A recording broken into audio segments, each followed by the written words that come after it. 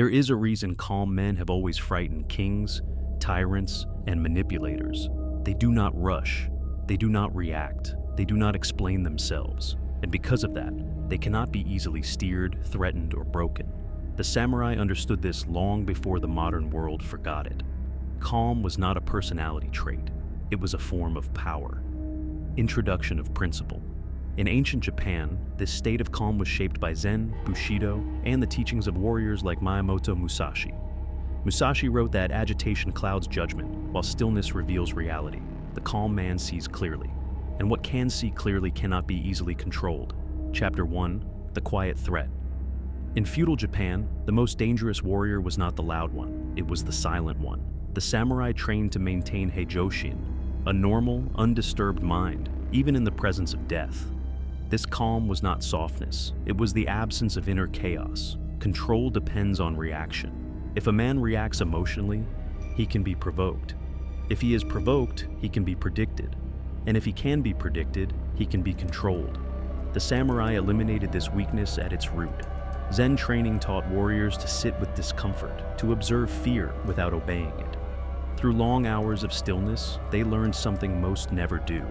Emotions rise, peak, and fall on their own. A man who understands this is no longer owned by them. Chapter 2: A Modern Man in Noise. Consider a modern man named Daniel. He works in an environment where urgency is constant. Messages arrive without pause. Expectations shift daily.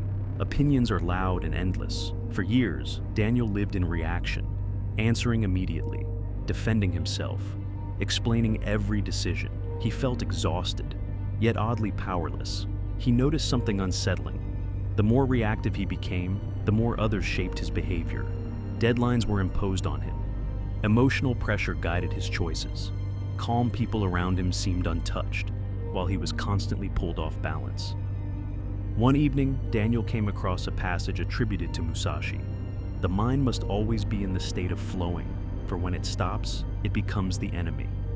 He misunderstood it at first, thinking it meant constant action. Over time, he realized it meant the opposite: inner movement without outward disturbance. Chapter 3: The Discipline of Non-Reaction. Daniel began with one small, non-negotiable change. He stopped responding immediately. Not as a tactic, but as a discipline. When provoked, he waited. When pressured, he breathed and observed. This pause was uncomfortable at first. Silence always is. In Zen, this is called ma, the space between actions. That space is where control is either lost or reclaimed. The calm man protects that space fiercely. Bushido demanded that a warrior govern himself before attempting to influence the world. Self-mastery came first. Without it, all strength was borrowed and fragile. Daniel noticed something subtle. The less he reacted, the less others tried to push. Emotional pressure lost its leverage. Arguments dissolved before forming. Calm created boundaries without confrontation. Chapter 4: Why calm cannot be manipulated. Manipulation requires hooks: fear, desire, approval, anger. A calm man removes these hooks through elimination, not resistance. He needs less validation, less explanation, less emotional release. The samurai practiced fudoshin, an immovable mind, not rigid but unshaken. This did not make them passive, it made them deliberate. A man who is calm does not chase outcomes, he chooses actions. Because of this, threats lose their force. Praise loses its intoxicating effect. Urgency loses its authority. Daniel realized that calm was not something he performed. It was something he maintained by subtraction. He eliminated unnecessary speech. He reduced commitments. He stopped justifying his boundaries. This is why calm men are difficult to control. There is nothing external to grab. Chapter 5: Identity over emotion. In Japanese tradition, identity was forged through repetition, not feeling. A warrior trained whether he felt ready or not. Calm emerged as a byproduct of discipline. Daniel adopted this quietly.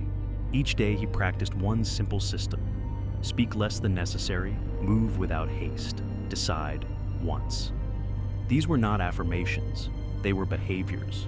Over time, his internal noise diminished. He no longer felt the need to prove himself in every conversation. The world did not slow down. but he did. Musashi warned against being governed by mood. A man ruled by emotion, he wrote, is already defeated. Calm is not emotional numbness. It is emotional sovereignty. Chapter 6. The Silent Advantage. The calm man creates asymmetry. Others reveal themselves through words, reactions, and urgency. He reveals nothing unnecessary. This is not secrecy. It is restraint. In Zen, silence is not emptiness. It is clarity without distortion. A calm presence unsettles those who rely on chaos to gain leverage. Daniel noticed people began projecting onto him. Some assumed confidence, others assumed detachment. None could read him clearly, and that ambiguity gave him freedom. Control collapses when prediction fails. Conclusion. The untouchable state.